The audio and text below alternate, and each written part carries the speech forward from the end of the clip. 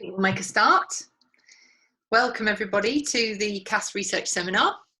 My name's Jane Klossick and I'm the convener of this seminar, which has now temporarily moved online. As we all know, hundreds of thousands of people across the world have abruptly had to relocate their work to home over the past few weeks. So we're very lucky to have international expert in design for home-based work, Dr Frances Holliss, who's an emeritus reader at the CAS. And she's proposed this series of research seminars, and we're exploring key issues raised when the dwelling and workplace are combined. So the first session, last Thursday, Top Tips for Sane Home-Based Work, was a great success. I found it really useful, and I've personally changed my practices already, having not really been clear on how to be efficient doing home-based work. And the second session, building on that first session, is Delight in Home-Based Work. And we have Frances plus two guests, Sarah Wigglesworth and Jerome Porteous. And we're recording these sessions, so if you find them particularly useful and would like to share them with friends and family, then go back to the CAS Culture page and there will be a link to the videos that we've made on the CAS Culture page. So Jerome Porteous is the director at the Housing Learning and Improvement Network and also the founder. So he's going to speak about that, but also speak about his personal experiences working from home. Sarah Wigglesworth is an architect with 30 years experience in practice. She has extensive expertise in green and sustainable design, and she designed a live-work environment at Stock Orchard Street, where she still lives and works, and Frances Holliss wrote about this in her book, The Work Home. So we're going to begin with a short presentation from Frances, and then a presentation from Jerome and from Sarah, and then we'll have a period at the end of the seminar where we can discuss and ask questions. Please feel free to use the text chat whilst the presenters are speaking to make any comments or little comments amongst yourselves. And at the end, we'll use the hand raising technology to ask questions, and you can get to that by clicking on the participants button, which is at the bottom of your screen, and that brings up a list of names. And I think if you click on your own name or hover on your name, it'll come up with the option for you to raise your hand. So I will now hand you over to Frances Holliss. Okay.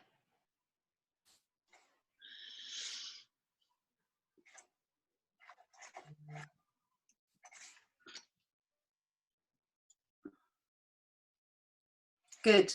Okay, well, welcome everyone. Good to see you all. And I proposed this second session as Delight in Home-Based Work because, in fact, I think millions of people across the world are now forced into home-based work. And I think that there's a narrative about how extremely difficult it is that needs to be unwrapped. And so I'm going to speak very briefly, I think, about some of the people that I've interviewed in the last 15 years or so of my research into the architecture of home-based work and why they like it, and then talk very briefly about the disadvantages and show you two buildings, one completed in 2010 and one completed last year, which I think illustrate how delight in home-based work can be cultivated through design. Okay, so delight, to please someone greatly. And I think for a huge number of people at the moment, home-based work is proving to be extremely challenging. And I think that's for two reasons. One, because it's not standard home-based work, it's lockdown. And so people are working from home with their children in their spaces. And the other is that very often people are working from home in buildings that have been specifically designed to, they're built to a model specifically to designed to prevent home-based work. So, so I'm just going to go through some of the reasons why, my doctoral research, I interviewed I made a close scrutiny of both the lives and the premises of 76 home-based workers. And I'm going to go through some of the issues that came up for why they loved it. Because what I found was, out of the 76, even though in their interviews they might moan for hours about the difficulties of working from home, at the end they always said, apart from 5 out of the 76, they said, I love it. The advantages by far outweigh the disadvantages. And I found that really, really interesting. Obviously, there's a fundamental difference here. The people that I interviewed were all choosing to work from home. It was voluntary, whereas at the moment, this is enforced, and it's a completely different kettle of fish as a result. So control, having control over your lives. And I think home-based work, what people said was that it gave them more control over their lives. And that really doesn't depend on where you are in the social hierarchy or what your job is. You're just able to work as and when you work best, for the great part, and in a way that suits you. And this, again, it doesn't matter who you are. People enjoy being there in control of their own time. I found a very wide range of different occupations, and across the board, one of the things that people said was it really helped them to be able to weave in looking after their dependents or being involved with their dependents. This furniture maker was living and working illicitly on an industrial estate in the middle of London with his family in an apartment upstairs. When the planner came round, they hid the bath. It helps people look after their own children. The previous one was a father who could have lunch with his family every day. And this one is a couple whose firstborn child was born very severely brain damaged. And so this guy set up a company so that he could work from home and support, he and his wife could work together looking after this child. People often say that it makes them more productive. They love doing it because they don't have to engage in what goes on in the office. They can really, really concentrate. And you can see this is somebody who's set up, this is an academic in the Open University, and he set up his office in his bedroom. Doesn't look like ideal circumstances, but he said he absolutely loved it. And for people often really enjoy it who aren't able to work for health reasons. This is someone with a bipolar disorder diagnosis and unable to get a job. And even though she was living and working in what looked like extremely challenging situation in a small one-bedroom flat with her partner and her child, she and her partner were designing and making children's clothing, and it, as she said, it was crucial to their mental well-being that they were able to do this. People often say that they feel it's really good for the neighborhood, for the community, because they're in and around their homes 24/7. They get to know people. This is a music teacher who saw her pupils in her home. One of the really big things people love about it is that they don't have to commute. A professor in America who did a big study on happiness found that the two things people hate most are their two commutes, the two things that makes them unhappiest. And so not having to commute makes people really happy. It saves their time. One couple said to me they each won between 5 and 6 hours a week by not commuting, and it saves costs, and obviously it's really beneficial for the environment. And this is a pair of graphic designers, and they saved a fortune on the rent for their studio. They extended their small terrace house vertically, and the cost of the extension, the repayments on that was less than the rent that they were paying before, and obviously they were investing in their own property. So it was a sort of win-win situation. So I think this is a really important quote from the very beautiful letter to the UK from Italy by Francesca Melandri. And I'll read it because I think it's something we need to take very seriously. Class, however, will make all the difference. Being locked up in a house with a pretty garden or in an overcrowded housing project will not be the same. And I think that my research shows that the most privileged people have houses that are specifically purpose designed to meet their needs. People are lucky if they have enough space to be able to accommodate their home-based work through under occupation. And the people who are really challenged, in a way who I was aiming the seminar on Thursday at, are the people who are in overcrowded accommodation that has no thought for home-based work. And one of the things that I think is really important is at the end of this crisis that we seriously rethink how we design our housing, because these are some of the disadvantages, and if you like, the most serious is social isolation. And there are many ways. What I found when I did all my interviews was that when I analysed them, I found that most of the problems that people had could be solved through design. So now I'm going to show you that was a really brief gallop. That was a brief gallop through about 10 years work. So I'm going to show you 2 schemes. And this one was master planned by MVRDV in the Netherlands, in Leiden. And it's a scheme for a bit over 600 homes. And the reason that I find it extremely interesting, it's a self-build scheme, and it's organized around a very carefully designed framework, whereby each of these colored blocks that you can see consists of 18 houses, and the houses, the east-west circulation is vehicular, and the north-south circulation is pedestrian, and the houses are back to back. And so this is an extremely dense development. This gives you some idea of the design guide, if you like. MVRDV set this design guide, and all the houses had to fit within it. Now, the reason I've got interested in this scheme, it's self-build, families building in groups of 18 on one of these blocks. So it's 9 back-to-backs, or 18 back-to-backs, but 80% of them include a workspace.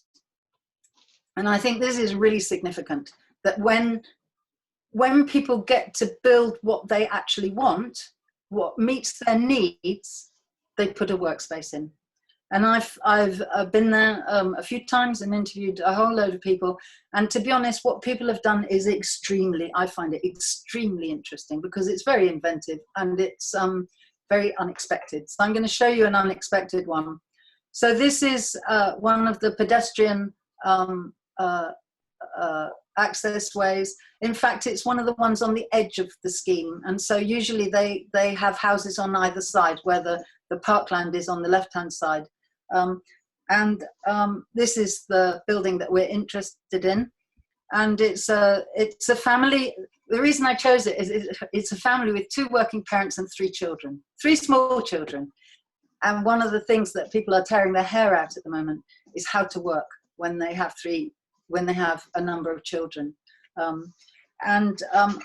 I found this really interesting, this scheme, because it's the couple, the woman is a senior Microsoft manager, and she, at Microsoft, I think all their senior managers have to work from home. I think there is an unusual policy. It's very unusual that it's compulsory. In general, I've taken a position of saying that I don't think it's good if home-based work is compulsory, because it so depends on 4 factors: what the occupation is, the nature of the household, the nature of the space that's available to people, and the personality of the individual. But anyway, Microsoft From Microsoft, it's compulsory. And this woman has designed what one might think of as an extremely unusual workspace, because it is in the laundry. Now, any mother of 3 children knows that working mother of 3 children with a big job knows that laundry is a really big issue. And what she does is, when she takes breaks from her work, when she gets bored, when she gets stuck, she does the laundry. And so she works in the laundry. And there is no way that an architect would have probably come up with that solution. And she has a terrace outside, which means that she can also take breaks outside. She can dry the washing outside. And this helps her in her extremely high-powered job. And I think one of the interesting things is, I mean, these people are happy as Larry in this building, and she has no concern whatsoever for the image, because for her, the work is the work. It's the occupation that's important. It's what she actually does. It's not the image of herself as a senior management manager. And her partner makes furniture. You couldn't make it up. So he's in the basement, he's in the lower ground floor, and she's on the top floor, and the two floors of family accommodation in between.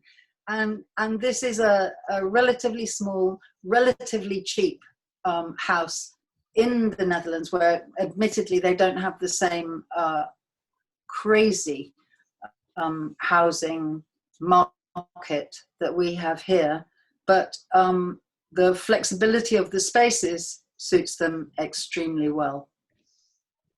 The second scheme I'm going to show you, which I think wasn't designed specifically with home-based work in mind, whereas the previous one completely was. The workspace is totally built into how they designed the house, the work home.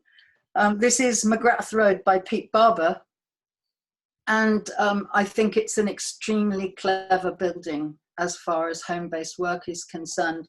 Consists of 26 houses built around a courtyard.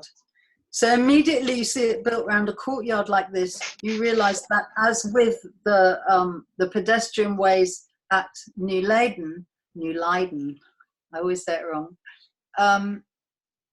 What happens in those is it's free public space that people congregate in when they're having breaks from their work.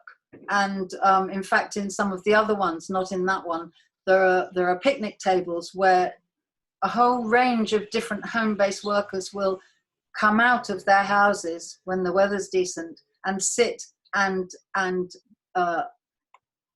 have conversations about their work, about anything, when they're taking breaks. So breaking down that central real problem of social isolation amongst home-based workers. So making free public space for home-based workers to gather, I think, is one of the principles that Pete Barber's achieved here quite with great ease. So this is the site plan, and you can see on the what looks like it's the south, I think it's actually more east, but these are the back-to-backs, and the ones on at the top of the plan, the north side, are the 3-bedroom units organized around this courtyard. And one of the things that is, I think, the most important thing about why this has the potential to work absolutely brilliantly for home-based work is that it's a plan that in many ways, again, it's back-to-back. Let me go back. And you can see that on the lower part of the plan, the houses are back-to-back, so some of them face into the courtyard, some of them face out of the courtyard, so it's extremely dense. And they have one room on each floor. So this is a four-story, 2-bedroom house, and the fact that we've got a kitchen dining room on the ground floor and then a living room on the 3rd floor means that you've got this spatial and acoustic separation between either 2 people working, two adults working, or between a family situation and a workspace at the top with a little roof terrace. And so it is, if you like, building in the idea that you could inhabit this in a different way. And this is really inventive. It's very like the back-to-backs of the 19th century, or even the medieval, the London medieval street plan, which had these very, very tall, thin houses, which had the workspace on the ground floor, and then various degrees of living space going up. In this case, they've got wide frontages, and they've got a shallow plan, so it maximizes the light and the fresh air.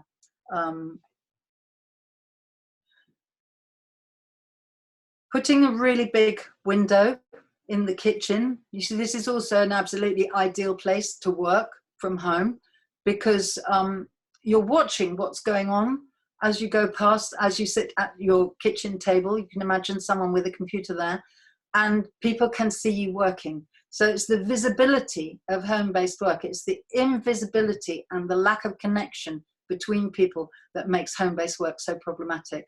So this sorts this out with, I mean, it's quite unusual to have such a big window directly onto the street. It's pavement backing. And this is the top space, which again would make an extremely good workspace for a very wide range of different occupations. That's it. That's my brief presentation for today. Thank you very much, Frances. So next up we have Jeremy. Frances, if you could stop sharing your screen. I'll just unmute Jeremy. I've muted everybody because there was quite a lot of background noise. There you go, Jeremy. Good evening, everybody. I just want to give you both a professional and personal account of sort of my journey around home-based working. For over 10 years, I was the government advisor on housing in the Department of Health, and you may find it odd that the Department of Health will be interested in housing, but obviously many older and disabled people who are either in hospital and many who are experiencing coronavirus at the moment, there'll be significant pressures to support early discharge back home and ensure that those properties are accessible, adaptable, and can accommodate people safely, whether with infection or without. And at the time when I was at the Department of Health, we wanted to explore what we call care-ready housing, so that people could be cared for at home, either with a live-in carer or as part of a communal approach, some of the co-living, co-housing type approaches that have been developed both in mainland Europe, but increasingly here as well, to explore whether we could undertake more age-friendly housing. So for 10 years, we sort of developed a capital program to support different care models at home, new models of care, to support people both individually, but also with working closely with local authorities and health colleagues to understand different populations and their needs in relation to both their long-term conditions, but also their home environments and how they could be adjusted, adapted, and made accessible to support them either to adjust to their own life-changing circumstances or to receive care and support to enable them to continue to live independently. And this led to 2 or 3 things at that time, one of which a fellow CAS colleague of yours was one of the initial co-authors, Matthew Barrack, a report called Housing Our Ageing Population, Panel for Innovation, chaired by Lord Best. And Matthew and colleagues Julia Park and Patrick Devlin were instrumental at developing a concept of happy. Not happiness that Frances has talked about in terms of the delight of the type of environments we live in, but happy as an acronym which looks at the design quality of living well in later life in your home. And more recently, I've written a book with Julia Park, one of the co-authors of the original Happy Report for REBA, looking at design guides for age-friendly housing. So I'm going to start off by talking a little bit about the professional aspects, but then also draw attention to some of the reasons why, from a personal perspective, I've been wanting to explore this much more because of my own family circumstances. So first of all, I highlighted that the development of home working was very much about thinking from the Department of Health about the care readiness. How can we make sure our buildings are adapted to enable people? And Frances gave 2 or 3 examples already about people with children with profound disabilities, or people with various health conditions, which meant that they were unable to find appropriate work or confined work other than working from home. So the happy principles are based on 10 design principles, and they very much sort of look at sort of aspects of how to ensure that we can live in an age-friendly community. And so in preparation for this evening, I've tried to look at those happy principles and reflect what they could be in terms of happy working from home. But it does seem to me, in the light of coronavirus and as the pandemic explodes, that we do need to use this opportunity to have a radical shift to think about what our home of the future is going to be. And I'm also privileged to be part of the advisory group working with the government on the Home of 2030. So issues now, right hot, this topic is putting those bids in for looking at what those sustainable home working solutions might be in the way we design both our homes and our communities for all ages. But just a couple of facts and figures, if I may, to start off with. First of all, research by the Centre for Ageing Better reveals that 1 in 3 workers are already over 50. And the ONS figures show that by 2030, almost 2/3 of employment growth will be by workers over the age of 65. About 750,000 out of a 1.2 million. So not only do we need age-friendly housing, we also need age-friendly workplaces, including at home. 55% of people over 50 expressed an interest in flexible working patterns, including working from home. But this is not just about an ageing workforce. Already 230, just shy of 250,000 disabled people are working from home, and many women, 1 in 5, are carers. We therefore need to consider how the happy design principles can be adjusted and adapted to meet a growth in home working for all ages. And the 10 principles, as I have highlighted, have been sort of grounded in a number of reports from Happy over the last 10 years. And they do look at things like internal space standards and how we now need to think about not just internal space standards for livability and habitability, but also for home working or live-in carers and personal assistants who will be working with us at home to support our independence. The second principle for Happy is about plenty of natural light in the home and circulation spaces.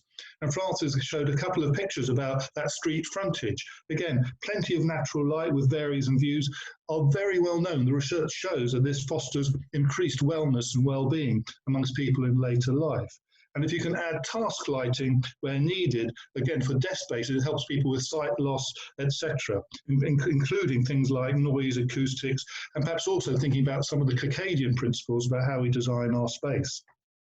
We need to make sure we can have both a public space as well as private space, and that can include things like outdoor balconies or meeting spaces within the home, whether it's part of the garden or the front garden or a community hub and space shared with neighbours and the community at large.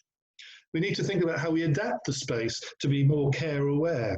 Some of that will increasingly use different forms of technology as we move from analog to digital with the digital switchover in 2025. I think this will facilitate much more home working and remote working, but then we also need to think about the accessibility of things like sockets and desk plugs, adjustable furniture and fittings, the chairs, the door handles and the like. Circulation space will increasingly be important as well. We need to avoid trip hazards, but at the same time, we need to make sure we can get around and navigate easily, and especially for those people with a disability or have additional equipment or mobility age, wheelchairs or frames, as well as those people who live in spaces which are cramped, and about how to look at how carers and personal assistants can assist. Other design principles about how to share some of these facilities. And again, Frances showed some examples about the sort of community hubs that approach are being developed. And again, these need to be thought about in terms of perhaps different types of communities, co-working space and meeting areas as well. A seventh principle of happy was very much around the green environment and how to look at sustainable development. How do we connect with nature in the home, both in terms of the air quality, for example, those people with asthma and lung conditions? How do we look at issues around the aromatics and the olfactory sound systems? How do we make sure it's easy to manage? How can we access both green space in the home, but also outside the home? Because the other side of it is that we're not going to be working 24 hours a day. We also need to think how we rest and relax at home as well. So we need to make sure we have the play and sitting spaces as well. Other aspects include improved high energy level energy efficiency, making sure we have good ventilation to avoid overheating. And at the same time, how can we look at that in relation to affordability? So we have both affordable warmth, but also how we can ease of control our environment and the use of the equipment, some of which will also cause some of that overheating. Storage is a critical thing. So again, how do we look at the type of belongings and possessions we have, but also things like bicycle, disability equipment and adaptations that will be needed to be stored in the home. And lastly, again, people will want to look at movement and connecting, not just in the home, but outside the home as well. So again, making sure we have spaces for accessible parking, access to public transport and other forms of transport. Now, that's just some of my first thoughts around this. And again, the ways we need to think about how we pay for adaptations through the home, through our current disabled facilities grants we're entitled or eligible for, as well as the occupational health element and where the role of occupational therapists come in terms of assessing disability equipment and adaptations in the home. Again, there's some really good work that the Royal College of Occupational Therapists have undertaken in relation to this. Now, I mentioned sort of some of the personal aspects, but before I come to that, on a personal level, the Housing Learning Improvement Network has been by and large a remote team over the last 3 or 4 years. That's partly so that we can encourage people working from home for flexible working arrangements, both because of childcare commitments, but also caring commitments of disability and older relatives. But one of the things we found in relation to that is that there is a business value to us as a company, both in terms of the social value, but also in terms of the financial value.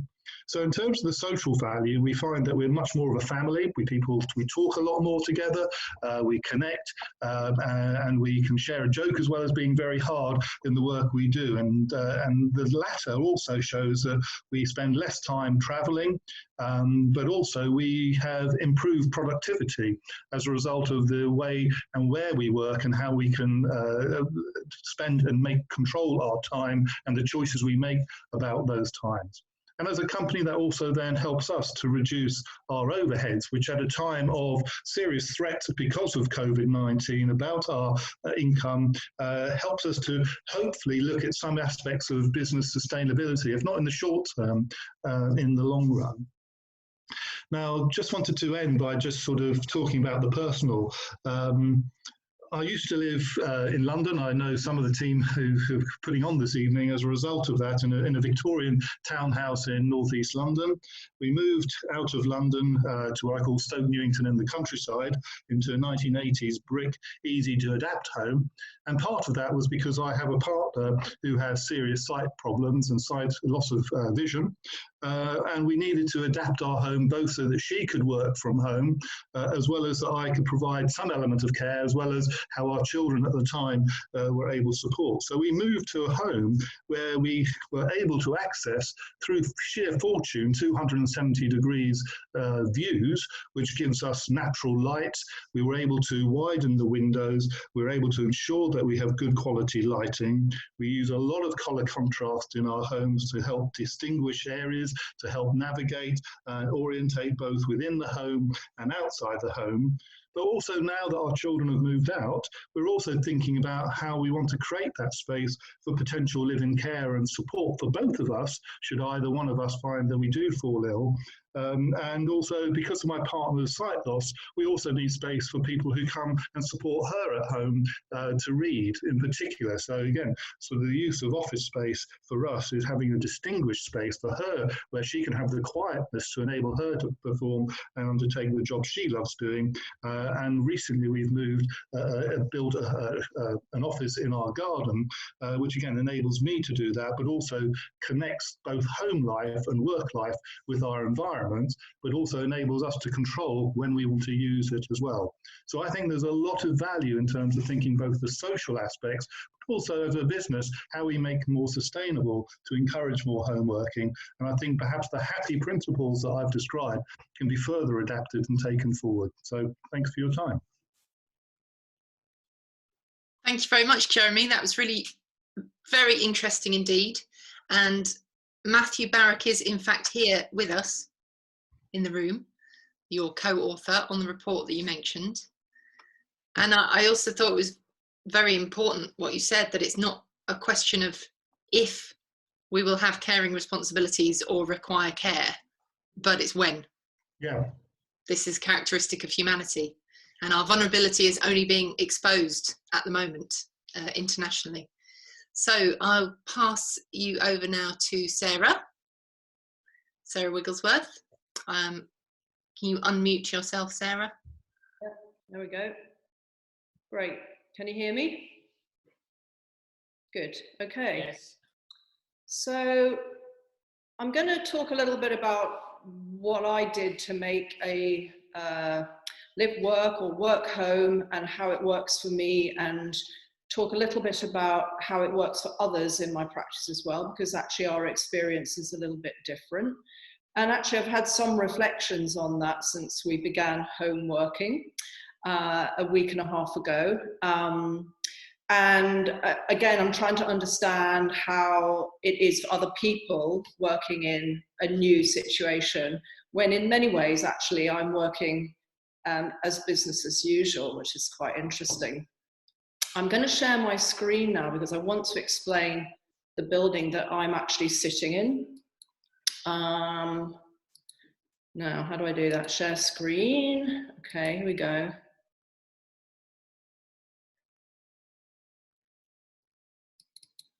Okay, let's see if I can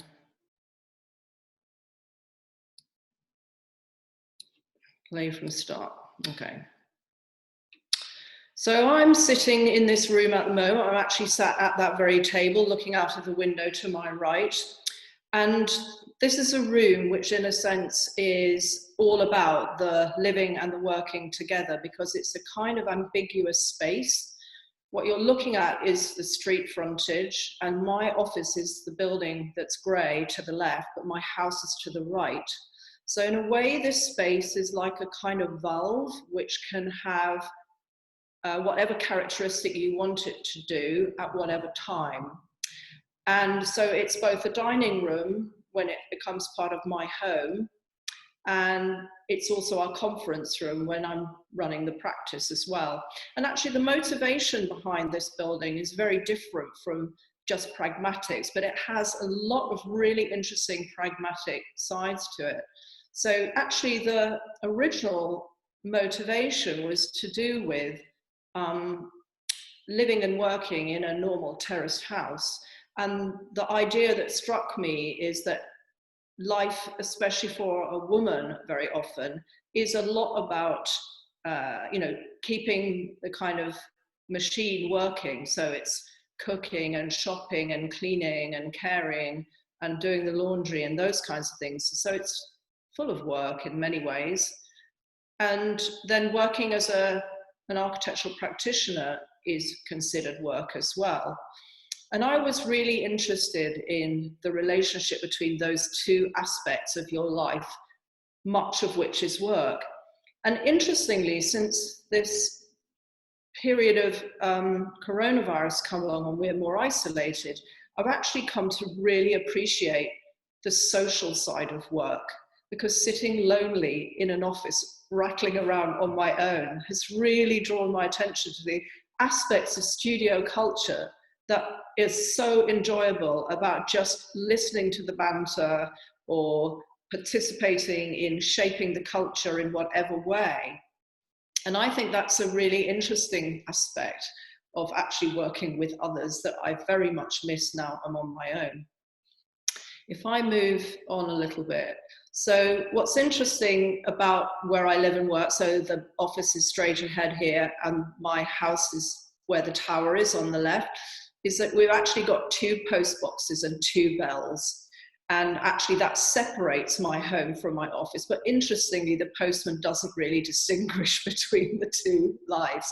So there are aspects of separation, but actually the muddle always somehow often takes over as well. And I quite like that. I'm actually quite interested in the aspect of ambiguity in this, and the possibility of shaping different environments for you, depending on how you want to be at whatever time of day or time of the week. So here's the plan, and you were looking at this front entrance from the street, and the office is here. I'm sitting here, and this is my home. Moving on, so you see that this has this aspect up the street, and it also actually is in front of a kind of formal courtyard before you move into the garden. So there's some quite carefully graded external spaces which also relate to it. And I think for my money, the kind of vista down the street is really important because it both kind of connects that world of kind of public engagement through meetings and things like that with the world outside, whereas the office is actually quite internal looking, and it's spatialized in such a way that people can just concentrate and get their head down.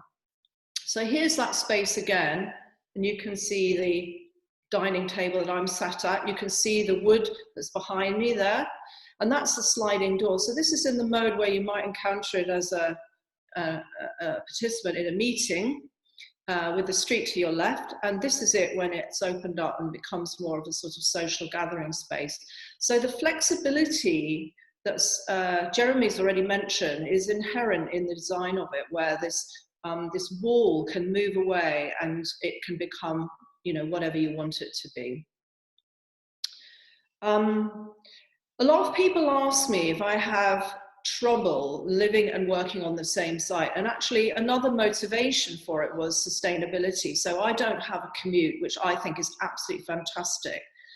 But it does take perhaps a little bit of self-discipline. I mean, my commute is through the sliding door pretty much. I sometimes go outside, but actually it's quite rare. And I do have to make sure that I get some external exercise and go outdoors, get my vitamin D and all the rest of it, walk around, go out to lunch, whatever it is, that actually then connects me back with the world at large. I think that engagement is really, really important. But at the same time, I think you need to be able to concentrate. And so the place needs to have settings where you can do that too. I don't find it a problem, but I think one needs techniques to kind of block the world out. And that's something I've learned over the course of a life of working in a studio with lots of other people. And it still remains a bit of a mystery to me that academics insist on, working in their own little cell. And that's also an archetype which is very, very strong. So here's that space, and the light's beautiful, as you can see. And there's art on the walls so that it doesn't look like a conference room. And I think that familiarity and sort of sense of the connection with another aspect of your life is something that I really enjoy. And it's actually quite interesting to see people's reactions as they come into the room as well, because it's not always clear what kind of a space it is and what kind of a role they're expected to play. And that goes back to the aspect of ambiguity that I've been talking about before. So this, yeah, so I was going to say, so the office is here, and that's what you might encounter if you come up the main staircase. But actually there are lots of other ways around the building. So this is a kind of continuous path that you can take in and out, roundabout. And so there are plenty of other spaces in the building that you can work as well, in actual fact, if you don't want to secrete yourself in this main studio space. So that is the main office. And again, everyone's sat at kind of a very large, kind of inflated version of the dining table, I guess. So they're addressing each other across the room, and they're all within auditory contact. But looking out over the site, this is the view. And to my mind, it's really important to have contact with something natural outside. I think that's incredibly good for your well-being, as Jeremy again has already intimated. And people sit out there in the summer and eat their lunch, and despite the noise from trains, which are directly outside, actually having an aspect which isn't just city, I think is really fantastic for downtime and your well-being. Other spaces in the house where you can work are actually myriad, but I'm going to outline one or two. So this is the classic St. Jerome's study. And it's at the top of a tower, which sits in the middle of my home. And there are various different settings for how you might want to work. So this is about reading a book and looking back up the street, so that you're connected with that. But there's also a desk which addresses the railway line where you can write or contemplate. And this is the classic literal ivory tower, because you can go up to it, you're completely divorced from the world outside, and you're only really connected with the rhythm of the city through the trains moving down below. So that's a fantastic area if you really want to get away from it. And on the way up is a staircase, which contains all the books that you need, perhaps, to go and study on your own. And I think staircases are really important because they signify all sorts of other ways to kind of meet or get away or sit or contemplate and so forth. There's chairs, like a rocking chair, where you can go away and just muse for a bit. I'm very interested in the sort of aspects of the downtime, where, having grappled with a problem, you go away and you do something else which clicks your brain into a different gear, and that allows you to think about the problem in a different way. And I think all these different settings are really important for trying to do that. This is the entrance staircase to the office, where you might bump into a colleague or have a chat or whatever. And again, stairs both connect, but they also sort of distance you as well. And I'm really interested in those aspects of the times you don't spend actually at your desk because you're doing other things like making the coffee or having a chat. And I think those kind of interstitial spaces are really important. And this is the stair that leads into my main house. And in fact, when we were building it, I had my office down here. So again, lots and lots of sort of connectivity and these sort of in-between spaces, which again can be defined not just as a place of movement, but as a place to do something. I also have a little study in my home, which Fran noticed when she was writing her book. And that's a much more personalized space where I wouldn't bring anybody apart from myself. And, you know, you almost have to knock on the door to go in there. But again, if I want pure privacy, that's where I might retreat to. And I think, you know, it reminds me of Soane's house or other places where you have, you know, things around you which evoke memories or spur ideas or whatever, or make you feel very, very comfortable so that you can complete things that you want to do. I think, yeah, so this is me when we first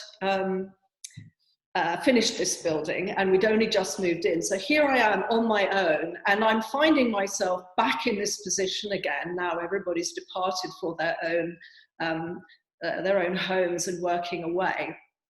And I'm really interested in how you begin to establish sort of routines, whether you adopt clothing that signifies you're at work rather than the kind of grubby t-shirt that you might wear, or your pajamas and so forth. Like, how do you become the person that you want to be at a particular moment in your life? Or does that not matter? I mean, I personally think that matters a bit. I think that's quite an important kind of shift in your mental attitude to what you're doing. And especially without a journey or a commute, I think adopting a persona is quite an interesting thing to do. And when you're at home and you don't have the props that you might have in an office, like a printer or I don't know, whatever, you know, it might be all sorts of other kinds of stuff that you need. It becomes more difficult to fulfill the things that you need to do. And I think you don't want your home cluttered up with all of that rubbish necessarily. But so I think finding a place for it that's discreet but not in the way is really, really important. And I'm lucky I don't have to have all that stuff in my home. My home can be completely my home when I want to be there. What I've found with my staff over the last week and a half is that technology can fulfill quite a lot of things that we used to do together. But as I said, the social aspects I think are really missing, and we're looking at ways of how we can meet together on a weekly basis and just have a bit of a banter and a catch up. And I think whilst people are pushing quite hard at the moment for flexible working practices that suit their lifestyles, which is all really, really good, and this perhaps might enable them to do it more and give everybody more confidence that it's possible. I think at the same time, the get-together is still really important, and especially when you need to engage with others, and they may not be in your office, they may be outside, where you have to have meetings, and you have to have core hours that coincide in order that you can do that. Setting those kinds of protocols become more and more important, I think. And that's really interesting to me because in crafting the kind of future of work and the future of your commitments in life, you know, we have to work together to try and make that fit. So that's really probably all I have to say. Great, thank you so much, Sarah. Beautiful images. Your house looks fantastic. Well, it's just, I mean, interestingly, in relation to what Jeremy said, we've just actually done a retrofit to make it age friendly, and we found that a lot of things that he was talking about we've already done or have now completed through the retrofit, which is quite heartening, really, if you think we're trying to anticipate, you know, what might be thrown in our path as we grow older and have different needs. That's very interesting that you've already fulfilled some of the things that Jeremy mentioned. Well, I think a few things right to start with, and we had a few other ideas subsequently, so yeah. So we'll open the floor to questions in a moment, but before we do, I wonder if any of the three speakers had questions for one another. And don't forget that you're all muted, so if you'd like to speak, Frances or Jeremy, then unmute yourself first. And anybody else who has a question, please raise your hand using the digital hand raising technology, which you do by clicking on participants at the bottom of your screen, and then I think you click on your name and you can raise your hand. But yes, Frances or Jeremy or Sarah, did you have questions for one another? Frances, go ahead. You're muted, Frances, don't forget to unmute yourself. Done it. I've got a question for Sarah. I've been fascinated by your house ever since I started this research and you built it. And I wonder if you have any thoughts. Obviously, it's you know, something you did quite a little while ago now. So I have two questions. One is, would you design it any differently now, having inhabited it for all these years?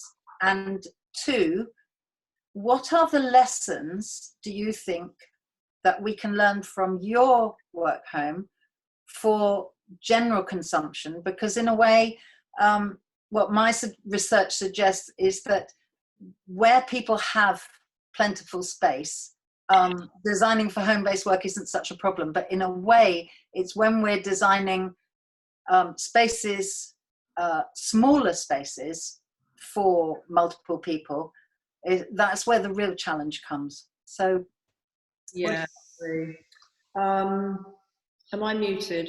No, you're not muted. You're right that we're really fortunate to have an excess of space here, and I think that is a really crucial thing. I mean, Jeremy and I talk, not Jeremy Porteous, my Jeremy, talk about the idea of slack space. In other words, there's a certain kind of elasticity that creates the possibility for different types of occupation, and allows you to kind of reconfigure things in a slightly different way that you can't when you're working to minimum standards. And actually, I think there used to be lifetime homes which used to demand that you had a space to work in your home. And although the space standards were not fantastically generous, I think the recognition that that was an increasing part of everybody's lives and that enabled all sorts of things, including caring responsibilities and flexibility and so forth, it's a shame that that's gone out of the window now.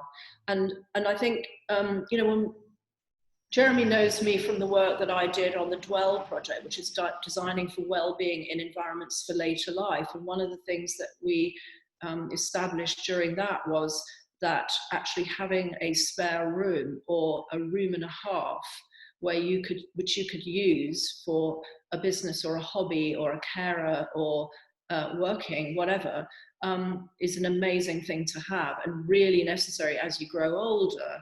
And actually my view is that every building should be equipped with that kind of slack space, because what it enables kind of is massive compared with what it disables if you don't have it.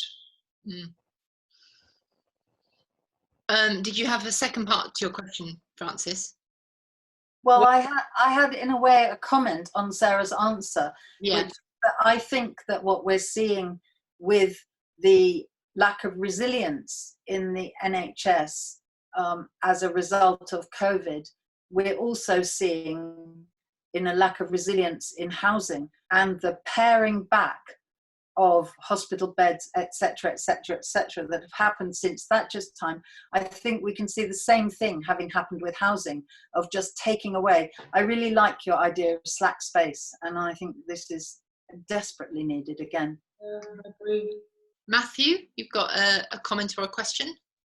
I'm unmuted you, I think. Yeah, I feel quite lucky actually. I spoke to Frances and you about this, but miraculously and fantastically, I'm able to join this seminar with Sarah and Jeremy, who've both been influential on my life, and I've had the pleasure of being able to work with Jeremy and to visit Sarah's house several times, and in fact write articles about it. And I think, obviously Sarah's a pioneer in this field of home working, but we haven't really been ready for this particular moment in terms of this version of home working we're talking about. So there is, I think, what Stock Orchard Street shows us is almost an ideal of home working, which has that spatiality, the closeness to nature, but the connectedness to the city, and all of those things. But what the digital moment that we're all trying to embrace at the moment, and I think many people are being very optimistic about it, which is fantastic. What it does for us is it takes away the human dimension that is also a spatial dimension. And I think that whether in the work that I did with Jeremy and colleagues on Happy or in Sarah's house, what is so important is the human experiences of thresholds with their subtlety and their sense of give and their ability to make decorum in these different ways. So I do think that home working, the extra space to do hobbies as well as other activities in home working, and also to negotiate between being alone and together, which is so important as you get older, those things are very important. But as designers, what's important for us in that is those thresholds. And somehow this moment erodes that for us. So I think we need to learn a lot from this moment, but also recognize that as we come back, we need to learn other things from what has been missing. And we can learn lots of those lessons from Sarah's house. But I think those thresholds are often what's more important there. So that's more of a comment than a question, but maybe some of the speakers. It fits quite well with one of the, something that Jane McAllister has said in chat. Jane, I don't know if you want to say this yourself or if you'd rather that I said it. If you want to say it yourself, then do pop in. Okay, so I've unmuted, but I've got a little picture of myself, which is rather nice actually, because you can't see the mess in my kitchen, which is great. I don't have a picture of you, Jane. I've got a picture of some sort of a roof structure. But anyway, carry on. Okay, Good. There we are. I'm here. I've always been curious about there's this threshold between home and work, and I wondered, because it's so fantastic. We've had 3 examples. So Frances's is kind of very modern, and it might be the washing that's the threshold. Sarah's is quite glamorous and exuberant, and Jeremy's is a lot to do with well-being. And I just wondered if you could maybe say something about that threshold, what you think it is, and whether it takes a kind of architectural form or it takes a kind of space-time form or whatever. It'd be really nice to hear what you think about that. So is that to all 3 speakers? Yes, yes. Frances, 3 thresholds first. I think what I've learned from my research is that you can't generalize, and that home-based work is radically different for different people. And so I think that the architectural threshold can be really important. And I think that can involve a journey, it can involve movement between spaces, it can involve going outside, it can involve all sorts of things. I think there are many, many ways that one can create that threshold architecturally. And I think that if you look at the architectural history of these buildings that combine dwelling and workplace, you can see some absolutely beautiful examples. So if you look at the Maison de Verre, has got the most divine thresholds between the gynecologist's consulting rooms and the family home above. But I think that, I thought it was really interesting what Sarah said about having to work out whether she got out of her pajamas. Does it matter what we wear? I changed my top to do this. I've still got my scruffy old jeans on underneath, but I thought, no, this is work. And I think it's really interesting how we play with that, and how we play with it in ourselves, and to what extent it matters. And so I think it's, in a way, it's 3 things. It can be architectural, it can be internal, and it can be how we communicate physically to the world. That's great. Thanks, Frances. That's really interesting. I was talking to a friend of mine who's a barrister the other day, and she was saying, she said, well, I'm still in court. And I said, well, how are you going to do that? She said, it's in my living room, except I'm going to have my wig on and my pajama bottoms on. And I said, can you get a picture of that? I'd love to see a picture of this. She said, no, she said, there's no photos in court at the moment. Brilliant. Jeremy and Sarah, did you have any comments on the threshold question? Hi, yeah. I think we need to co-produce thresholds much more than we do. So at the moment, a lot of it's either design-led or supplier-led or operator-led. And we need to engage much more with communities and individuals about their choices. So those thresholds will, as Frances says, be radically different amongst people. But I think what Sarah mentioned around the Dwell project, that was very much based on community activation. And engaging and listening to what the views, wishes and aspirations of local populations were. And I think what I came out of that particular project was, in addition to the health inequalities that exist, there's actually a vast amount of housing inequity as well. So what we've described tonight will be very easy for a comfortable, well-off, middle-class family to adopt. But actually to adapt a home for somebody who is on £95 a week, and some of the challenges that many people who are going to be furloughed. No, exactly. I think that's really interesting. Yeah, so I think that inequity is, how do we create a system which is, I think, around universalism and inclusivity, which age friendliness can apply, and then how do you take it one step forward? And there is a social cost for not doing it, but there is a financial cost for doing it. And if we can find £380 billion to save the economy, why haven't we been able to find £20 billion or £20 million to fund disabled facilities grants a little bit better? Having said that, the government have renewed their commitment to disabled facilities grants, and they're great access for people of low and modest means to adapt their home. But yeah, there's a debate here to be had, which is both philosophical but also practical. How do we encourage communities to take more control about their home space? Mm. Yeah, particularly if you think, I suppose, about your average one-bedroom flat, there's no space for 1.5 extra bedrooms there. Marielle, you have a question or a comment? It's more of a question. I was thinking more of housing around the world, and how when we have to think of workspaces, we have to accommodate what we already have, and we don't usually have a good base or a good plan to go according what we really need. Like have you said, natural lighting. We don't always got that for where I'm from. Like buildings are being building massively and not always according to a good architectural plan. So how can we accommodate those lacks that we have? So are you asking for suggestions about how you can squeeze in working from home in difficult spaces?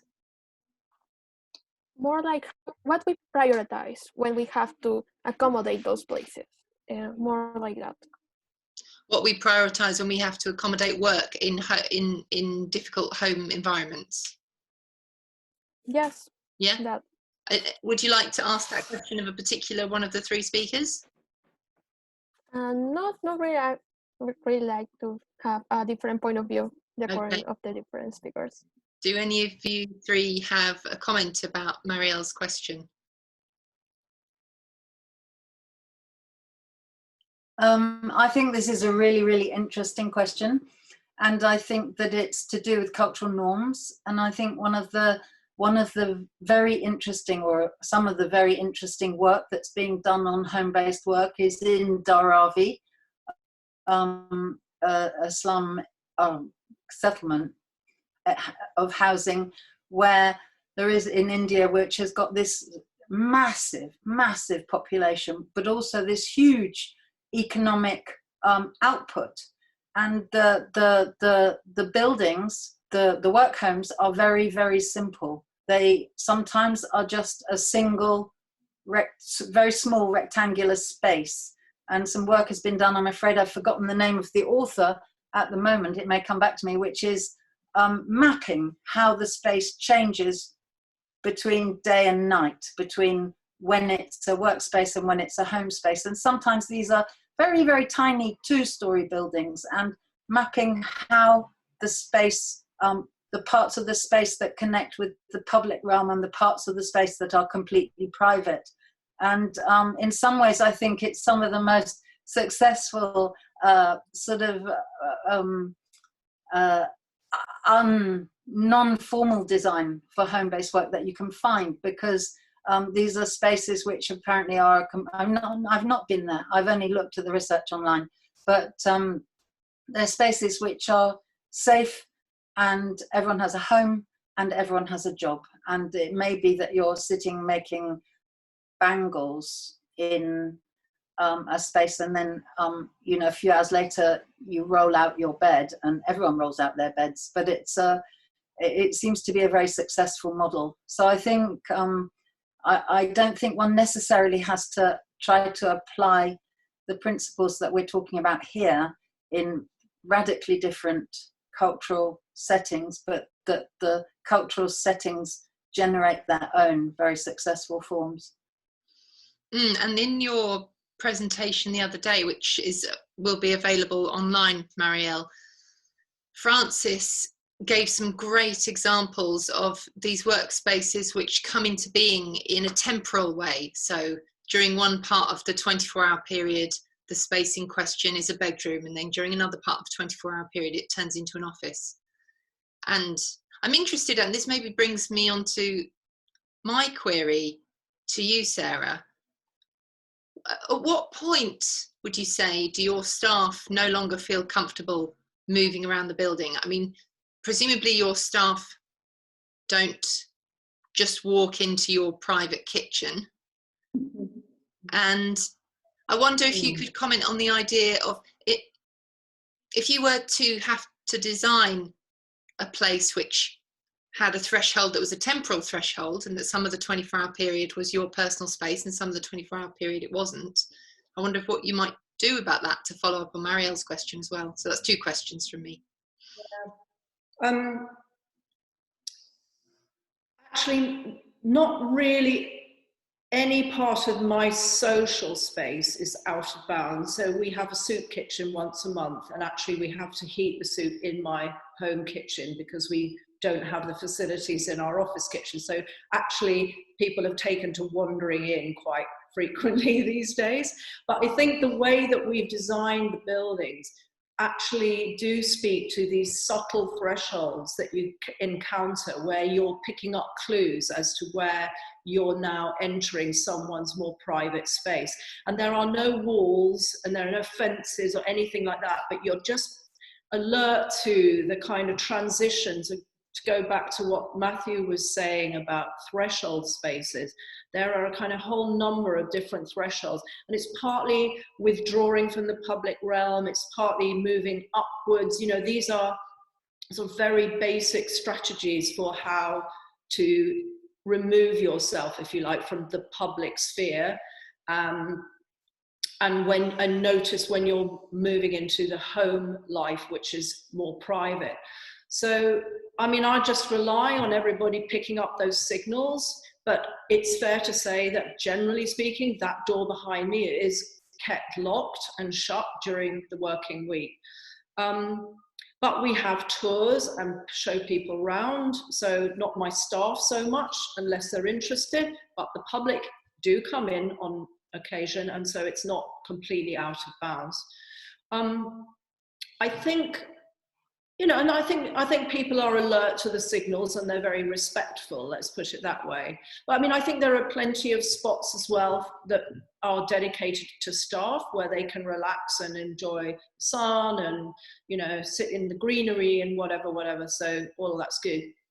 I think, but I wanted to go back to what Marielle said before, because I was just thinking that I think one of the things that has sort of come along since we designed this building, and which is currently enabling a lot of people to work from home, is the arrival of digital technology that allows even a seminar like this. I think one of Fran's examples was the guy working in the joinery workshop.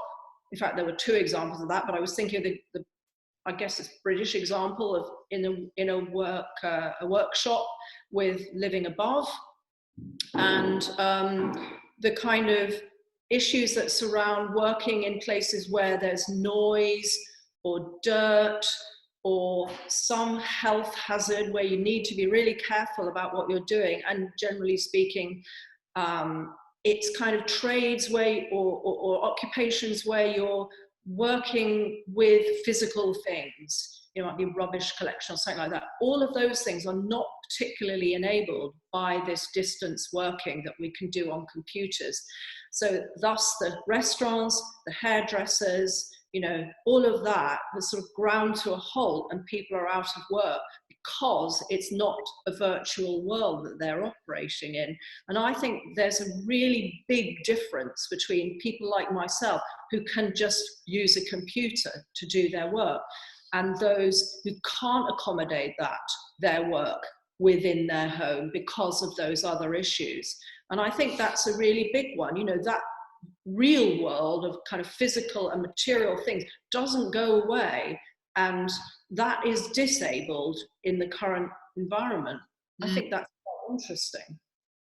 And I think that's linking into a comment in the chat which Lewis has made, Lewis Jones. Lewis, would you like to ask your question with your own voice? If you would, then just there you go. Can you hear me now? Yes. Okay, so I managed to divide my input into 2 bits by pressing the return button by accident. But essentially, this has been wonderful, and these are, for the most part, wonderful and idealistic examples that we've seen and discussed. But I was concerned that, given that we're in an emergency situation, where notably many students have been displaced from well-designed university working accommodation into suboptimal living space in which they now have to work.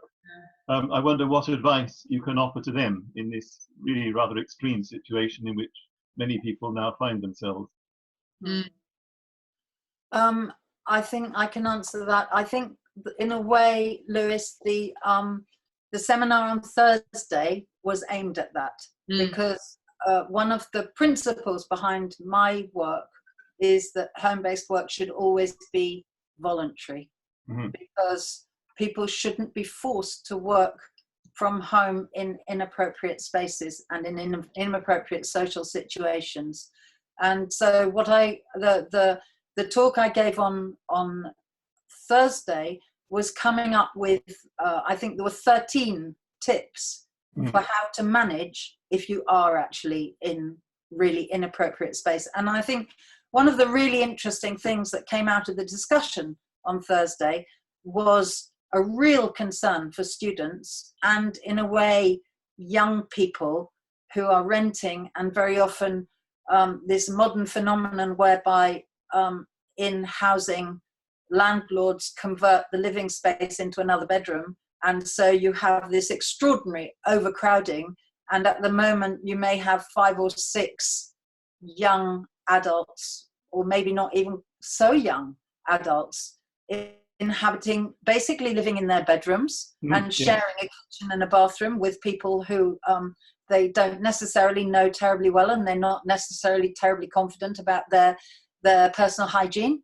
And I think this is an absolute crisis, and I think that there's very little that we can do about that, apart from the tips that I gave, which I think can help us to deal with it intellectually and emotionally and maybe spatially a little bit.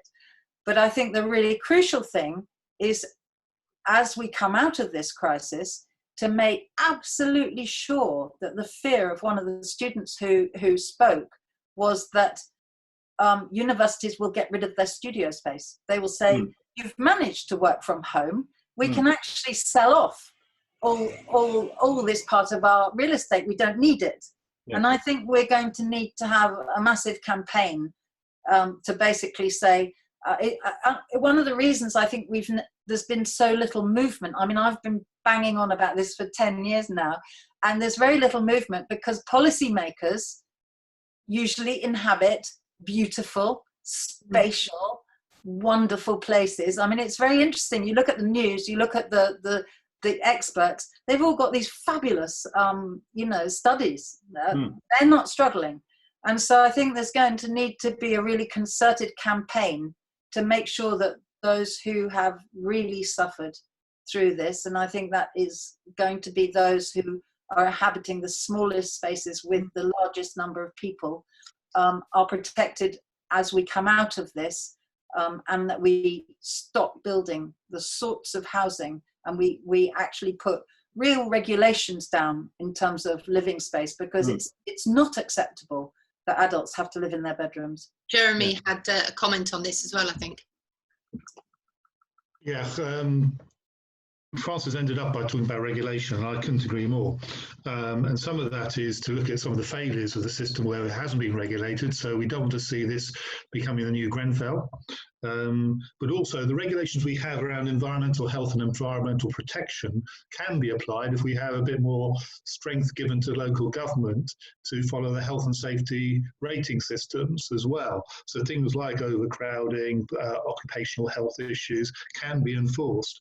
But it takes time, and as Frances said, we've got a lot of landlords who are trying to both change of use of existing residential dwellings, but also change of use of office building into residential, which don't require building regulations for Part M of the building regs, and they're the same. So there's a big debate here about how we can create the right regulations for this, because what we'll see otherwise, the health and well-being of the occupants, many of the younger people that you highlighted, will suffer. Yes, indeed. Thank you. I apologise to Frances for having missed the session on Thursday. I wasn't aware at the time that it was happening, and I might have slightly misjudged the scope of this session, but I thought it was worth asking the question. It's all welcome here. I have just posted the YouTube link for the session from Thursday, which has Frances's 13 top tips, and you might be able to condense that into a shorter video at some stage. Frances is willing, because I think that would be a really useful thing to send around. I do think that during this period, however long it is, probably several months, that we should encourage students to document that which they have lacked, in order that the case for retaining that which Frances, fears might ultimately be lost is strongly documented and can be attested to. In effect, the consequences of the change of environment.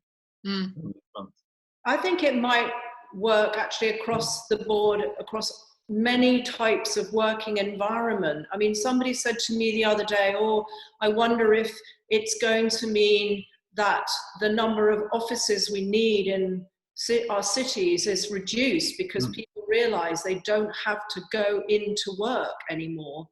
And so, there'll be slack space, there'll be an excess of business space, and that might also change our view of how housing works. And what I'm really saying is that I'm wondering whether there's going to be new thinking about the separation between life and work that we have been laboring under since the beginning of capitalism and the factories, which meant people joined together to work in one place, whereas before that they lived and worked pretty much on top of each other pre-capitalism. I wonder whether there'll be a reevaluation of all of that, and of the kind of obviously the Enlightenment idea of the use class, the idea that we divide the world into these separate activities, and then we define them and we make spaces deliberately for them. And in a way, what I was trying to argue was this idea of an ambiguity, which makes many things possible, many types of workspace potentially possible, which surely is a more resilient model than really specific spaces that people then have to commute long distances to get to. It may also be a kind of revival of a sort of localism as well, where a lot of this stuff is actually available on your doorstep, and more, so again, being a more sustainable way of living and working in your neighborhood than it is to commute long distances to very specific kinds of work environment. I don't know. I think it's a really interesting era we're in, but one could speculate heavily about, what are the benefits of people doing similar jobs to kind of coalesce together, as they did in the medieval city with the guilds who occupied certain streets and so on, or whether dispersal and atomization is also useful. I don't know the answer, but I think it raises some really interesting questions about what the future is of workspace and living space. That's such an interesting comment, Sarah. I just couldn't agree more about the unpredictable but potentially really exciting impact on urban development. I think it strikes me that this situation we're in will it really brings home what you get from being together with other people, and similarly it really brings home which parts of being together with other people aren't really necessary. For example, my understanding of what this seminar is or could be has revolutionized, because I think these have been really successful in a different way to the ones that we have when we're together in person. So we're actually out of time. We've only got 2 minutes remaining, but Max has asked if, Jeremy, you could say again what the relevant existing legislation is that could be applied to improve standards of work home environments.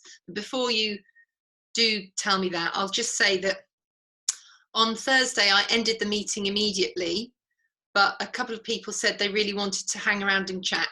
So although we'll bring this to a close officially at 8 p.m, and please feel free to leave, after that do hang around and chat if you wish, and we can organise that. So Jeremy, if you could just finish off by telling us the relevant Right, so there's something called the health and safety rating system, and this is something that the local authorities under their powers can apply to look at accommodation, and the quality of the accommodation is typically used to understand whether the properties are fit for human habitation. So again, there's a really important role that organisations like home improvement agencies and care and repair agencies working with their local authorities can apply to see whether properties need to be adapted, but also whether there are things like overcrowding. Thank you, fantastic.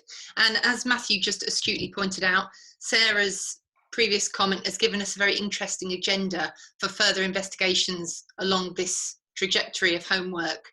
So I'm certainly keen on doing more in this series. So thank you so much to our three speakers. It's been a pleasure having you here at the CAS Research Seminar. Thank you to all the contributors. And actually, I'm going to end this meeting, but if you want to keep talking, just rejoin the meeting again and you'll come back in. But I'm ending it so that our recording ends at this point. So anything you say after this won't be recorded, so you can say rude things. Thanks very much, everybody. Bye. Thank you.